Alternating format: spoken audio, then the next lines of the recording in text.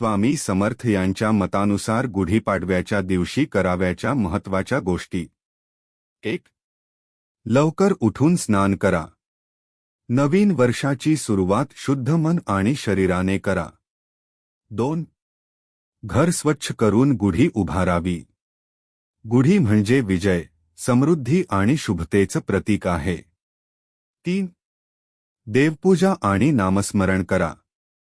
श्री स्वामी समर्थ यांचा जप केल्याने मन शांत होतं आणि संकट दूर होतात. 4.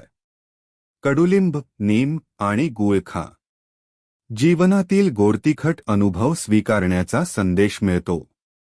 5. गरजू लोकांना मदत करा. स्वामी समर्थ नेहमी दान आणि सेवेला महत्त्व देत असत. 6. वडीलधायांचे आशीर्वाद घ्या. घरात सुखशांती आणि सकारात्मक ऊर्जा येते. 7.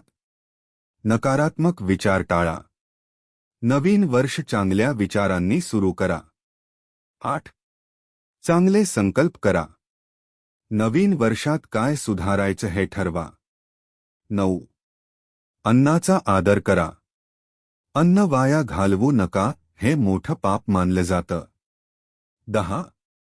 भक्तिभाव ठेवा आणि श्रद्धा वाढवा. स्वामींच्या कृपेने जीवनातील अडचणी कमी होतात.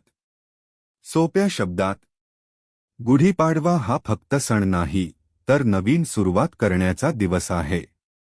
स्वामी समर्थ सांगतात, श्रद्धा ठेवा, सबुरी ठेवा आणि चांगले कर्म करा.